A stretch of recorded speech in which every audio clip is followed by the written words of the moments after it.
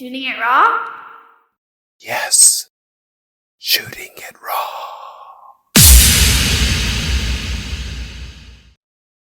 What that brings to mind immediately is that I've just written a book called The Burning Gem. And it's part of a series, and the series is called The Soul Catcher. And I took the title from what I can tell, it is accurate that Aboriginal people, particularly in the United States, but also in Africa, oftentimes were resistant to having their photographs taken, even by people like Edward Curtis, who were unfortunately documenting their cultures and ways in the late 19th century. But many of the people were concerned that these cameras actually captured some of their soul. And when you think about it, there's something to that because they freeze you in a moment and you continue to grow and live and change and die. But the pictures have captured you in a funny sort of way. It has stolen your soul. So I thought about that. The other thing was, of course, they believed that maybe part of them was actually captured inside these boxes. But that idea of soul catching and that the photograph captures some of your soul has always fascinated me. So in this book, The Burning Gem, what I do is I turn that around a little bit so that it's not a photograph that's capturing your soul, but an actual gem. So your soul is from a camera. It looks like a camera, an old box type camera. It extracts a portion of your soul and crystallizes it into a gem, which, as it turns out, can be used for good and not so good.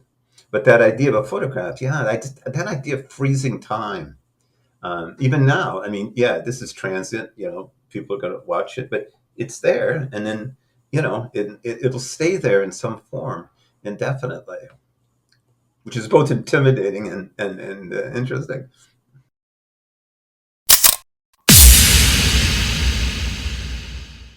Don Sawyer. First of all, thank you. Thank you for that. Everybody answers it differently. And so one of the things is that, first of all, you can relax. This is only audio. There's no video. So people can't see. Oh, I didn't know that. So your soul is safe. I didn't need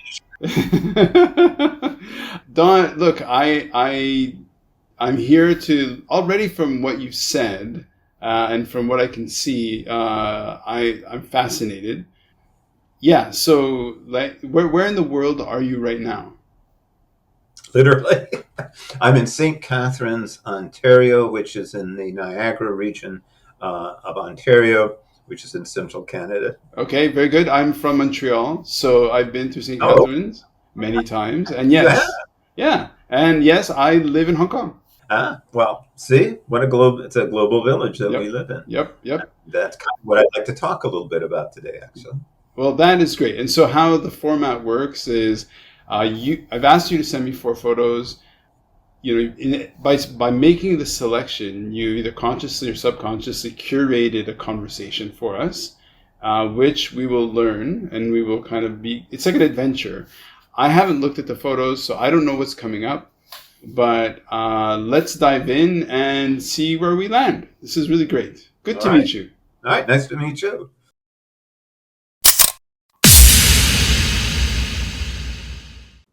Okay, so this is a black and white photo of a. It's a photo of a photo. It looks like a kind of car. I'm not good with cars.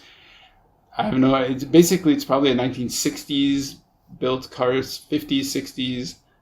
The plate I can't see. Maybe it's a Quebec plate. Maybe it's an Ontario plate. It's on a dirt road, packed ground. In the background, you can see pines. So I'm thinking it's probably in the north of some kind of Canadian, not yet in the way north into the tundra, but where it's all pines. It's a gray sky. Because it's black and white, there's no cloud feature. You can just tell a electrical pole. So it's rural. It's far off. I'd say far from because it's not paved road. It's all compacted, I don't know, slate or something, or shale. I don't know. Yeah, yeah. So, what's this photo, Don? Well, that's pretty fascinating. I think you've done a pretty good job. And it kind of leads into to the whole story. It was taken in 1970 or 71. Uh-huh. It was when my wife and I had first gotten our first teaching positions in a very remote fishing community in Newfoundland. Oh, okay. Newfoundland, you would know, but not everybody does, is the easternmost province in Canada. Joined Canada in 1949. It When we were there, it had only been a province for 20 years. And more to the point, what you're talking about, the road, they'd only had roads for 9 years into this community. Up Hmm. until that point, for the previous 150 years, the only way of accessing it was by water. So this was a completely ocean oriented in terms both in terms of its self sufficiency, in terms of its attitudes, values, the community structure itself. So we came into this community after, by the way, having flunked out of a PhD program in modern history at the Hmm. University of British Columbia. Hmm. Just the Chinese language did me in, I'm afraid. Yeah.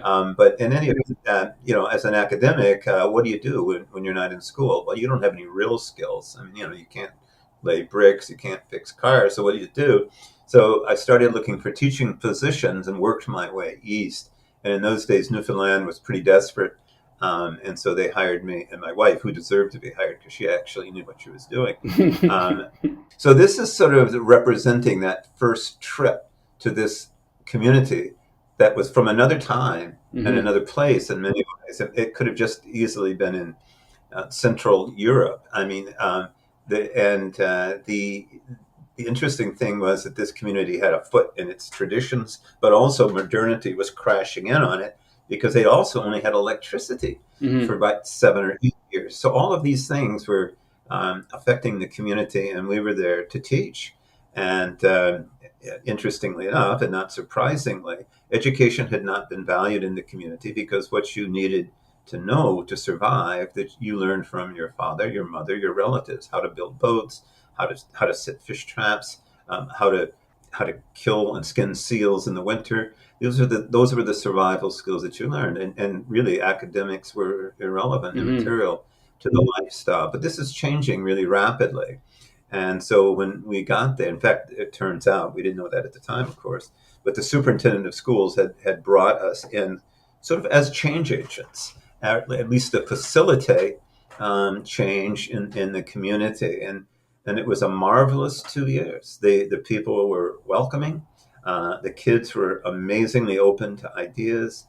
I had no idea really how to teach. And so I was wise enough to listen to them. And we tried, and the things that worked, we kept, and the things that didn't, we got rid of. And so we did. But because there were so few materials there, I learned to I learned to use local resources. So we use the local cemeteries for history.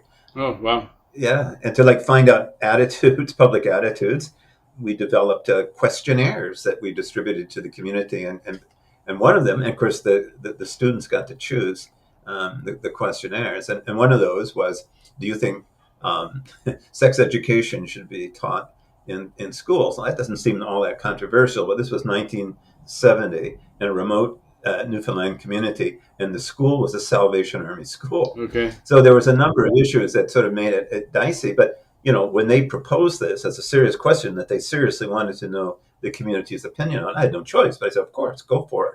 And then, of course, they had to make good questions. They only had to structure the questions. They had to go out and compile the information. But one interesting sidebar to that is that because then the report was made public, to the Hmm. community because that's where it came.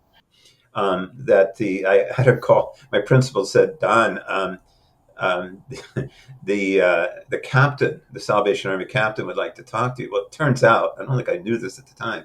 His daughter was the one who had headed up this particular project on birth control. So he and his wife came in to see me, and they had their full uniforms on. And of course, as you probably know, the Salvation Army's motto is blood and fire. So I was like watching these. I was, oh man, what's going to happen now? But they were okay. But the first thing was, why did you assign this to them? I said I didn't assign it to them. That was their choice. Well, so.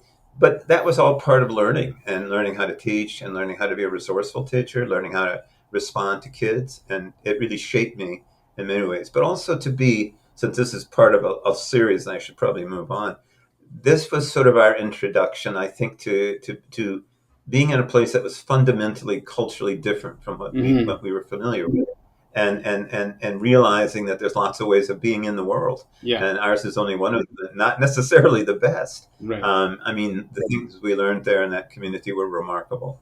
Yeah, I can imagine that is, I mean, with the perspective, okay, from the 70s until now, in terms of the community until now, in terms of, I face this a little bit in, looking at, for example, Chinese, right? Like learning Chinese, to be literate in Chinese, there are barriers to literacy that are just kind of baked into the fact that the characters, like you kind of have to have the most prodigious memory.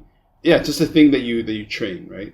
But for example, when you were in this remote town, one of the interesting things, because you're an academic, and then so I think you're used to speaking. But if you could, like, what was the greatest barrier to learning? Like, what was the greatest barrier to learning that you faced, and how did you tackle that in a way that wasn't patronizing?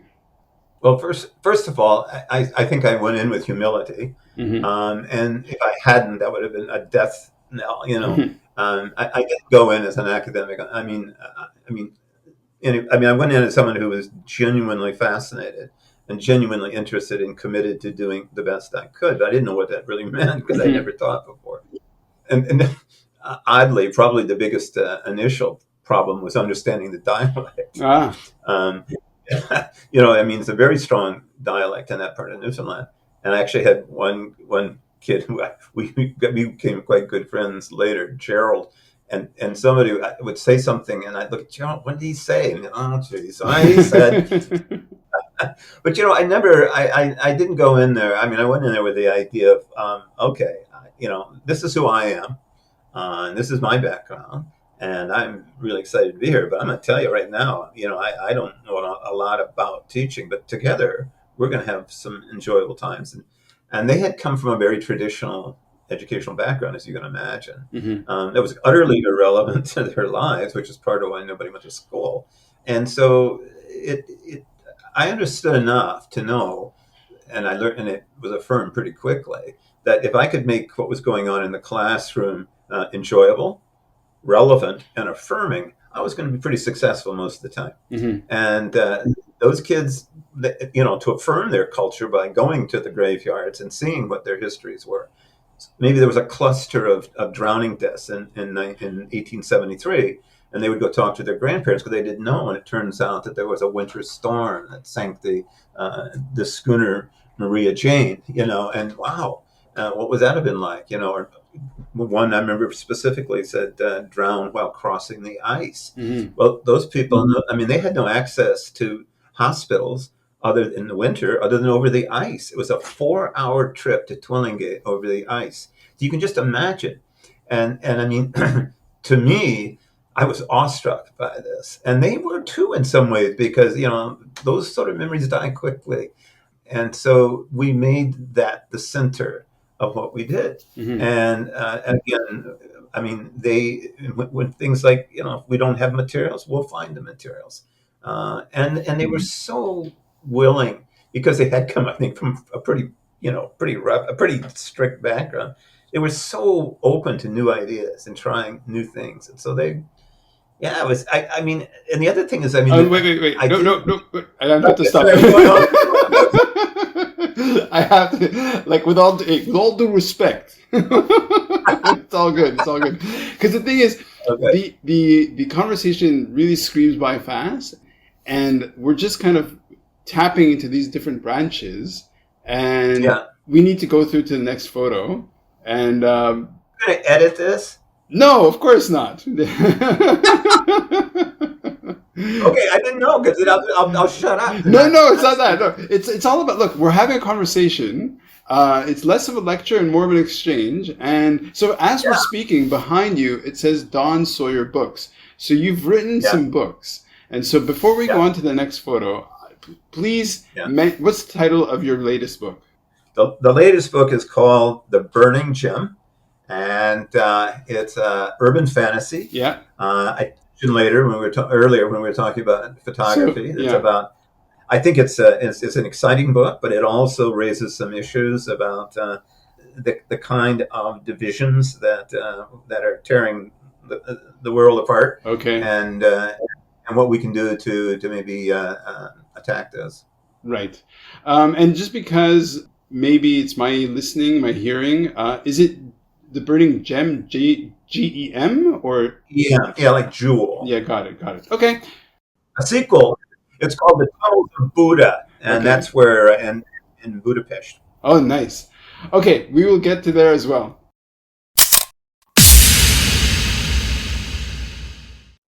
Okay, well, this is a very different feeling photo. It's a photo, it's a color image of a group of people, maybe around a dinner or maybe a town hall meeting. It's hard to know because you don't really see what's happening. You're just seeing 2, 4, 6, maybe 6 or 7 faces, people standing. It looks like a meeting, I guess, come to think of it. They're inside a brick building. There are a few images on the wall. It looks very, in terms of the faces, they look South American, maybe? Hard to know. Let's see, 3 guys, 4 guys, a couple of women. So what's happening in this image? This is quite a fascinating image. And if you look at the faces, I think that's one of the reasons I sent it. I mean, there's. Let me ask you, what do you see in the eyes and the faces when you look at those people? Well, there's a lot of concern and people being, okay, so somebody's speaking, and so everybody's turned to kind of figure out, okay, who's speaking. People are tanned.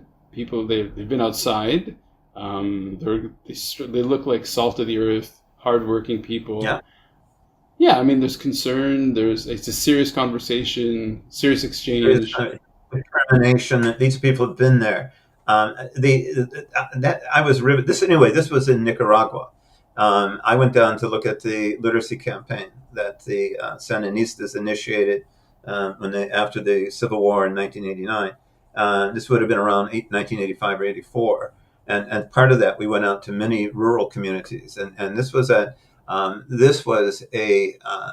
agricultural cooperative at one of the villages, and they were kind enough to welcome us in to their discussion, and they were discussing most fundamental things about how to distribute seeds. Well, what struck me, I mean, the whole experience was amazing, because this was one of my first really international experiences, and so to be exposed to not just another culture, but at the rural level, Mm-hmm. to who really lived in that country and who they really were, and the competence and the dedication and the commitment of these people. I mean, this was their life.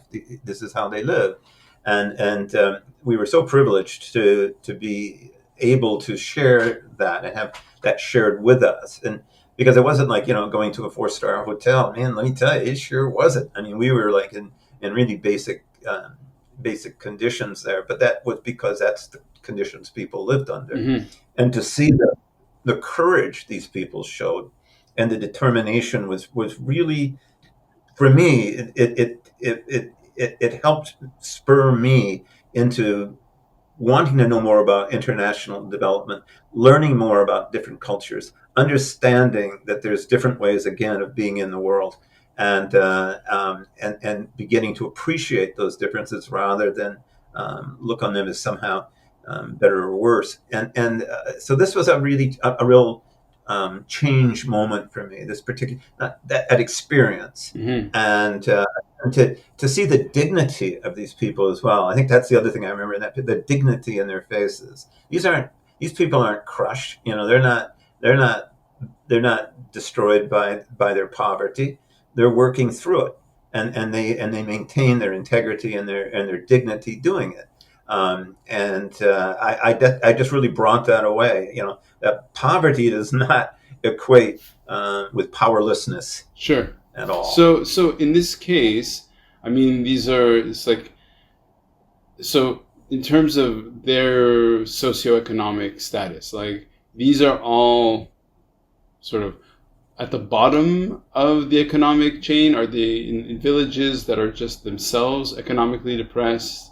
Because they all, their clothes are clean. They look well kept. Yeah. They look, they look definitely.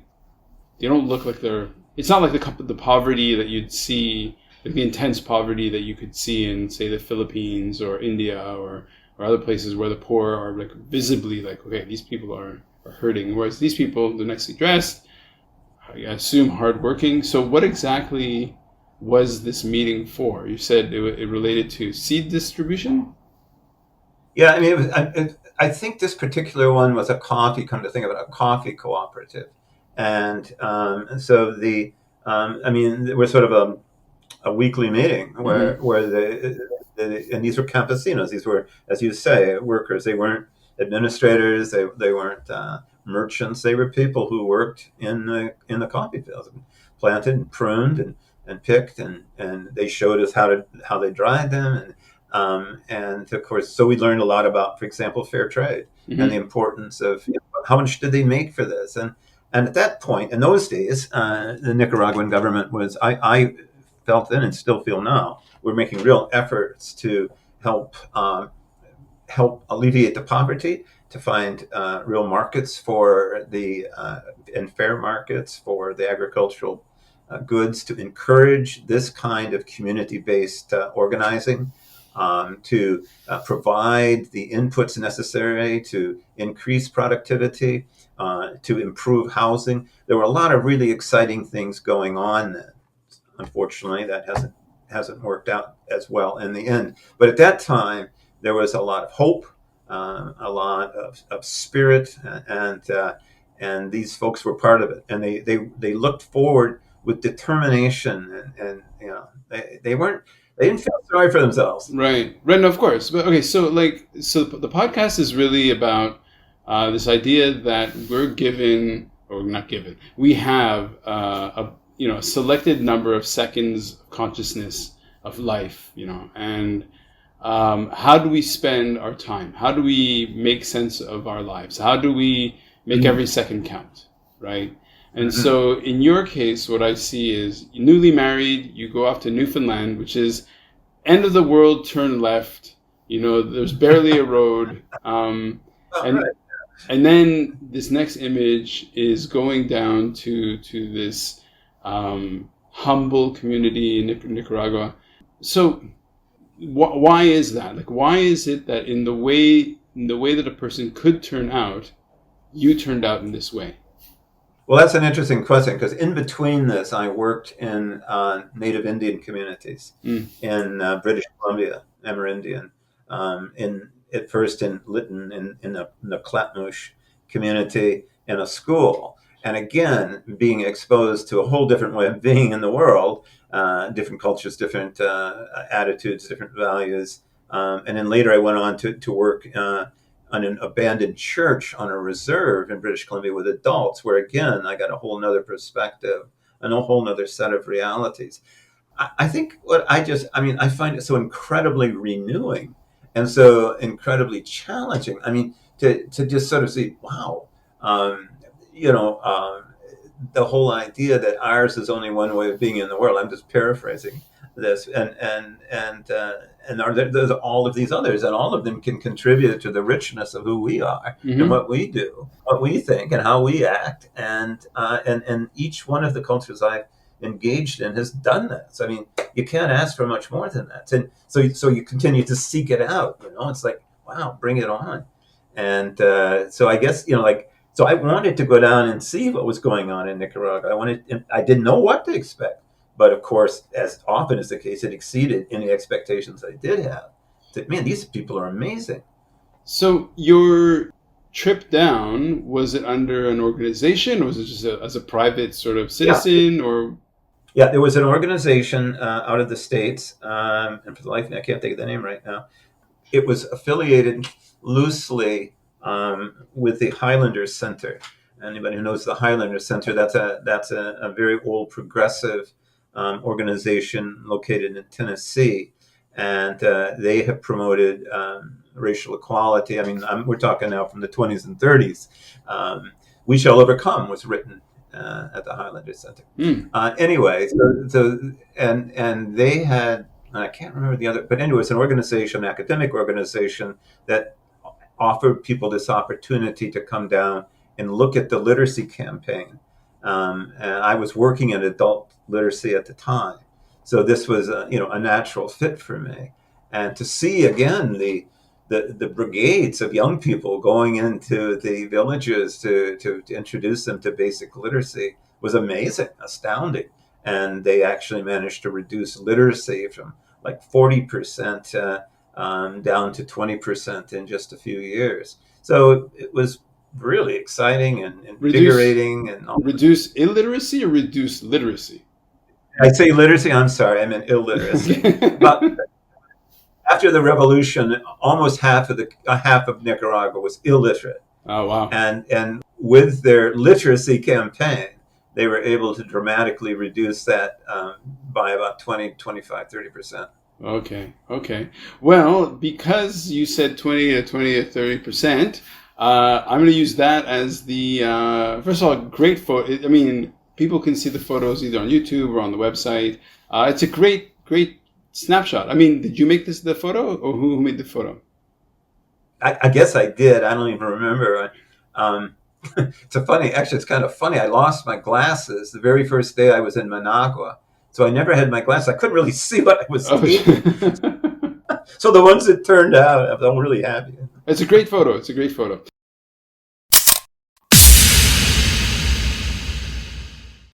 I love okay, so put yourself in my shoes, right? Like, you know where we're going. I don't know where we're going. You're guiding the listener, you're guiding me in this sort of like adventure, and sometimes people like it's I don't know, for me it's a very pleasurable experience to shift from one image to the next, because this one is quite a dramatic. Yeah, it's great. So what it is a photo of a group of, they're all boys. I see no girls. Maybe there's a couple of girls. No, I see no girls. Yeah, there's about 2, 4. Let's say about 15 to 20, aged say 7 till about 17. Behind the group is just sort of facing you. One of the kids looks like he's like flexing, and he's like, they're all smiling brightly. They're kind of waving. Some are waving at the photographer, some are not. Kids in a state of, I'd say, is it total intense poverty? It could be. It's hard to know, because they're not dressed in very, they seem to be, I wouldn't be surprised if they were barefoot. It's on hard packed earth. In the background, there's like a thatched fencing that is taller than everybody, and behind that there's some really tall trees that could be acacias, maybe not. In terms of what the people look like, sub-Saharan, this could be Sudanese, it could be, I don't know, Cameroon. Listen, I'm not going to guess any better than that, but the spirit, the energy is very high. Everybody's kind of looking good and seems to be quite enjoying their moment. So what is this photo? Yeah, again, you've done a really good job of I think, encapsulating it. That's a village that I visited with a friend in the Gambia, which is the smallest country in sub-Saharan Africa. And we were working there, developing a program to train with our African colleagues, to train community development workers. But while I was there, I met this young man, and he invited me to his village. Okay. And it was way up in the middle of nowhere. You had to wait, and the roads, and I mean, it made the road to Newfoundland look like a super highway. And but when we get to this village, we get out of the car, and here are these kids, and they're all welcoming us to his village. I used to use this picture when I went into classrooms to talk about Africa and my work. I would say, okay, I put this slide up, and I say, okay, what do you see here? What do you think about? What do you notice about these kids? Well, the first thing is, most of them would say, well, they look like they're really poor. that their clothes, some of them have holes. And then I said, okay. And I said, what else do you notice? Well, they're all smiling. I said, yeah. So why would that be? Why would they all be smiling? They probably don't have clothes like you, and they probably don't have a television. So why would they be smiling? And I swear to God, that the answer I got over and over again was, they look like they have a lot of friends. And that Huh. just really touched me because, I think in North America, we sacrifice everything and for stuff. And so we have this, we're suffering um, from loneliness. Hmm. And these kids could see immediately. Yeah, these kids don't have a lot of stuff, but damn, they seem happy. They seem to have friends. And I think you make a good point, because I mean, there's nothing romantic about poverty. When you're hungry, you don't have enough to eat. There's nothing romantic about that. But up to that point, I have found personally that the relationship between poverty and generosity is positive, not negative. I mean, the more people have, it seems the less generous they are. The generosity of these people is amazing, and the community was so tight. And just one little example, if I can, when Buba said, "Well, you should bring a gift to the chief, to the alcalde in the village." I said, "Okay, like what?" He said, "Well, sugar is really hard to come by, so why don't you get a bag of sugar? Something on this little the 2 kilogram bag of sugar." I said, "So how much?" And he said, "Well, probably better to get at least a 25 kilogram bag of sugar." I think, what the hell? It was 50 pounds of sugar. And I thought, he poured it, or I don't know. So we took it. And of course, when we went there and he introduced us to the alcalde, I brought this big bag. Actually, I didn't. One of the men came and got it and brought it to the chief. And then after that, he welcomed us to the community, and we walked around, and people introduced us to families, and Buba introduced us to people. And when we got back to the central courtyard, here was the alcalde giving the sugar to everybody in the community. There were like 30 people there with cups and bowls, and so it wasn't a gift to the alcalde, it was a gift to the community. Hmm. And it never entered my mind, right? So there again, a cultural difference that's so fundamental, and I think something that we've largely lost. And so there again, wow, something that I took away from that, and I still really value. Hmm.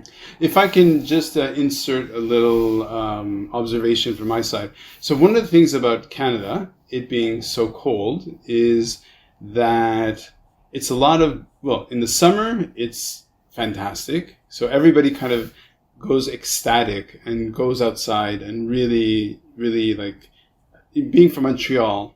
And then when I tell people it's the sexiest city, is because in the summer, everybody's just like really just radiating their life. But in the winter, because of the hardship of how difficult the winters can be, it makes you more indoors, right? So there is that. And then being in a city like Hong Kong of 7.5 million people, super, super urban, everybody's packed in. Now, I, for myself, in this summer, I don't. I think it's also a reflection of being male and plus 50 years old. There seems to be, and I don't know if this is a reflection of my age or a reflection of the time, in terms of how contemporary life is isolated and where loneliness is a big sort of issue, right? And then contrast that with the photo of all these boys together, super happy, and then you saying, well, maybe what it is the the interpersonal connections and the friendships, right? So yeah, you need to have a certain amount. If we go back to Abraham Maslow in terms of hierarchy of human needs, you need the basic minimum That's right. food and shelter and whatever to kind of at least take that off the table.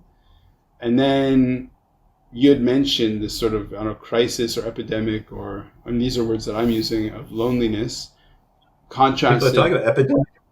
Yeah. Yeah, and so I just said a whole bunch of words. Take it from there. What do you think? No, I think it's a really good point. And as you well know, you can be in a city of 7.5 million people and feel really lonely. I've been there. I've done that. And just as I remember that when I flew into Hong Kong, wow, this must have been like 30 or 40 years ago, like 1985, 86. I can remember being in the airport and just feeling really, these people are bumping into me. What's going on here? And if I knew intellectually that there's a different sense of personal space, but it's something else to actually adjust to it. And so I still recall that. Um, yeah, no, I mean, and that's again, it's like when you're in different cultures in different places, you look around and you say, "Wow, yeah, that's a way of doing it I hadn't thought about," or yeah, there's something going on here. And you've seen that the data too that happiness is not directly correlated to wealth. Hmm. And they what I've seen is I think up to a certain point, and then after that, it's not. And then there's other qualities, like the Bhutanese have their own happiness index, Hmm. based not on money. I mean, yeah, you have to be above a certain level, Maslow's basic needs. But after that, you look at culture, you look at community, you look at your job satisfaction or work satisfaction. You look at issues that really are meaningful to who we are as people. And it seems to me that we've gotten away from that, and we're trying to replace it with stuff, and it doesn't work. Hmm. And the more stuff we compete for, the more we break into tribes so that we can get more stuff than the other tribe, and then of course that destroys that interconnectedness that we so desperately need. And I, personally, this little, I hate the word journey, it's overused, but this little journey is kind of about how I come to believe that the only real way out of all this is to create a new human tribe, Okay. sort of a human tribal identity that transcends. And I know this is going to be really difficult because it's pretty inbred in us to distrust the other. But boy, when you're with people like this and you see their kindness and you see their generosity, you say, wait a minute, these aren't the other, these are me, or just do things a little differently. Hmm. And so, yeah, I guess that's kind of what I'm talking about and what you're talking about. Yeah. Okay, so I guess this is a two-part question. One is your books are fiction, and your books, the one like your most recent book and in the series, I guess, of two books, does it tackle these themes? It seems to.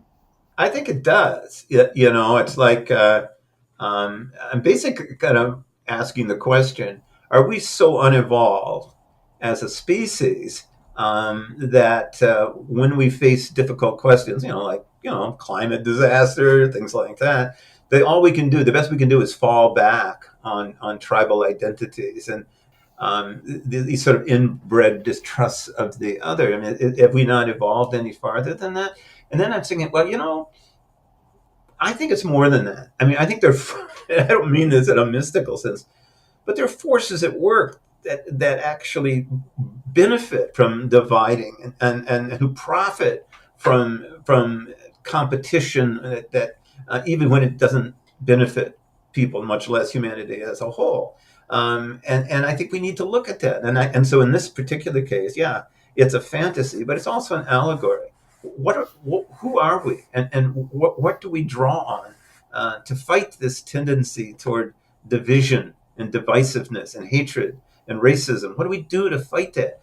So in these books, they I mean, it sounds dry, but it's actually pretty exciting because they take on this cabal of Nietzschean Ubermenches who are convinced that there's a group of people that are meant to rule, and they use every means at their control. And we're not just talking about these guys are like influencers with their gyms, right? Yeah. But they're using every other means at their control. You're talking about photography. Look at the things that we're bombarded with from media that reinforce all those differences rather than reinforcing what we have in common.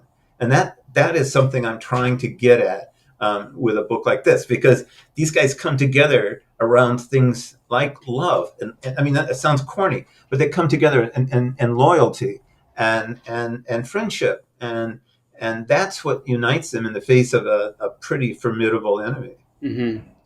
Don Sawyer. Okay, look, I believe you have a website that's called donsawyer.org where people can find your Yeah. books. Because part of my mission is to highlight the fact that one of the things that you do to make sense of your life, beyond going to these remote communities, arguably St. Catherine's is a remote community, but uh, so how, I mean, being an academic, you had mentioned that you had started down the path of a PhD. Is the kind of brain that says, I'm going to write a book. So why don't you give a quick so when was the first time you wrote a book? Like when was how old were you the first time you published a book? Okay, so this is the first book. And Tomorrow is this is, school. and I'm sick to the heart thinking about it. Well, where did that come from? Our teaching experiences in Newfoundland. And when I had written letters to friends of mine, and one in particular was a wonderful mentor and a writer himself, said, "Man, you got to write a book about this." And I Hmm. can't do that.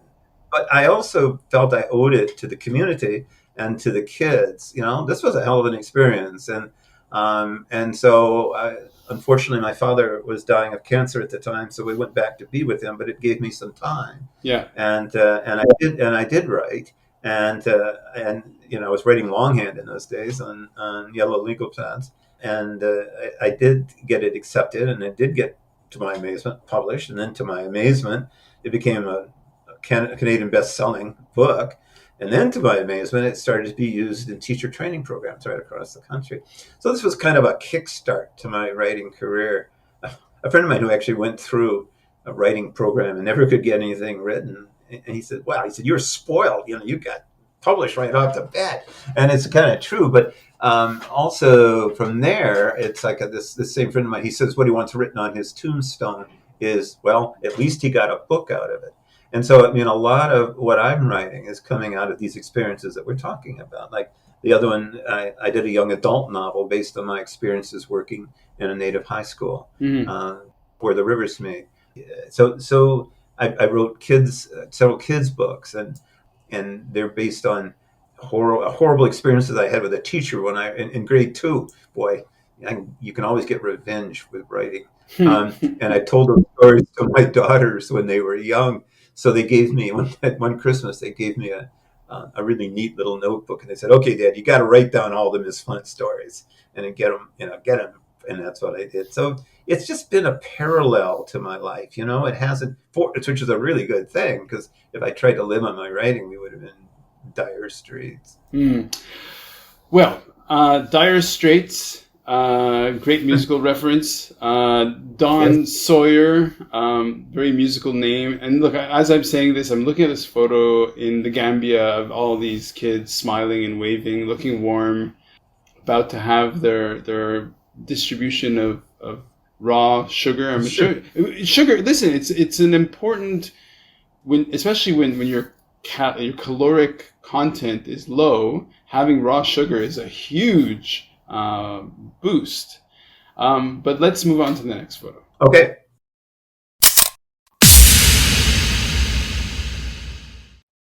I love it. Okay, so it's a photo shot at night. The photographer is in front of could be a picnic table or something. On it is a well. First of all, there's like bright flame. It's on a street. It's like a communal kind of cookout of sorts. You may be in the frame. I don't know if you're standing there. There are basically three people. One person's dressed as a chef, standing in front of like a bit of a cooking burner kind of space, maybe propane. It's at night. There's a bit of a crowd. It's behind. There's like a one-way street sign that says one way pointing off in the direction. It could be like a food fest street festival in Toronto, or it could be Louisiana. It could be New Orleans. I don't know. It's got that really festive vibe. There's food kind of wrapped in aluminum foil. What really makes the photo is these three guys kind of close together, and in front of them is this couple of pots or frying pans with flames shooting up. Yeah, great photo. And take it from here. What is this? Just tell me about the guy on the right. What do you make of him? Well, my right or your right? There's one guy. Okay, so everybody, Oh, it's summer. It's summer. There's let's see. the smaller guy. Okay, so that's you, and Yeah. you're kind of your hands kind of on top of the chef's. I think it's a kind of on top of the chef, or maybe just standing behind them. And yeah. So what do I make of that? You're smiling. Okay. What do you make of the guy on the other side? That was just kind of the key to the photo in some ways. Okay, and on the other side, there's the chef. He's wearing I don't know what the name of the Yeah. hat, like a pork pie hat. It Is doesn't that matter. yeah, or a fedora kind of hat? Next to him, I don't know if he's a famous hockey player. He's very Caucasian, bright, looks muscular. Yeah, I don't know. What is the setup? Okay. Well, first of all, I think it's astounding. You got Louisiana. It's in New Orleans, Oh, and yeah, it's on Frenchman Street, and he's a well-known chef, but he's does street food, yeah, obviously. yeah.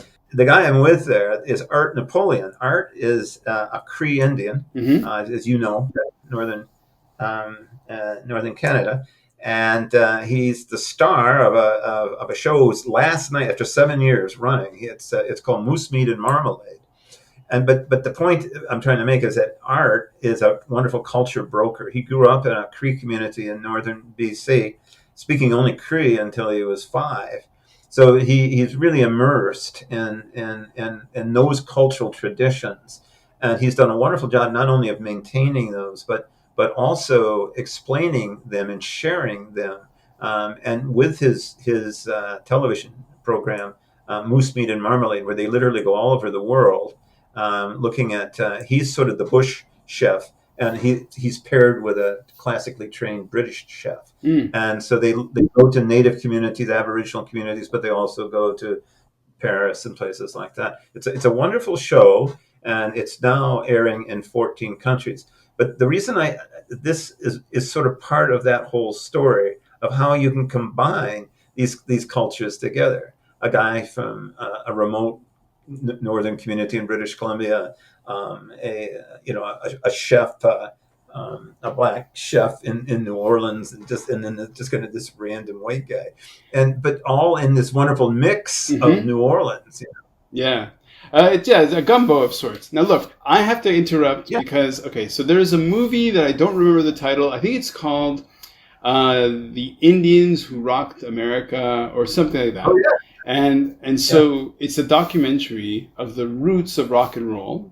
And in Mm-hmm. it, what you do is they kind of show how the native First Nations really influenced the kind of the growth of rock, right?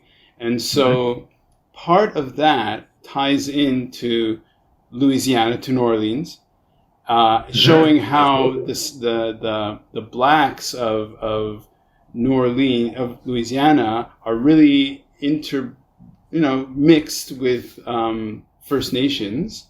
And in the movie, they talk about Robbie Robertson, who's Cree, Yeah. Roger Rabbit, who's obviously. Yeah. right, who's like, so it's a funny parallel. So that you're talking to me about this photo about food, and then my connections go to this thing about music, and you're talking about art and exchange, and yeah, it fired me right up. Like lots of connections there. And so the name of the show again is Is moose meat, obviously, and marmalade. But I also wanted to say that Art is a very accomplished musician. He's written his a lot. He opened for Buffy Sainte Marie. He's done a lot of. yep, He's an extremely accomplished musician, and if you are interested, just look up Art Napoleon music, and you'll see lots. And he also sings a lot of songs in Cree, um, and he also teaches Cree mm, online. So he's a really remarkable guy. But the music that you say, is also there. And when you hear him go into a full on chant, you get you get goosebumps. And I've been fortunate enough to work in a lot of Native communities, which is how I know Art. And again, the again, it's not.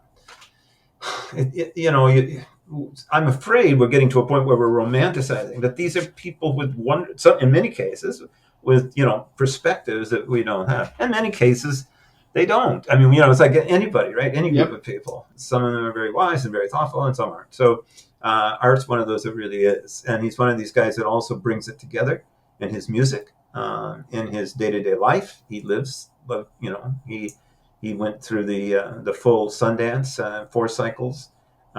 He's a remarkable guy, and so I wanted to kind of, but not just pay homage to him, but pay homage to those people who work so hard to bring us together, to find common ground. Robbie Robertson, who say, we all share our cultures.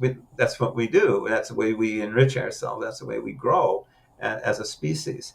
And Art's one of those guys who sort of spent his entire life doing that, as I say, being a culture broker. Very, incredibly proud.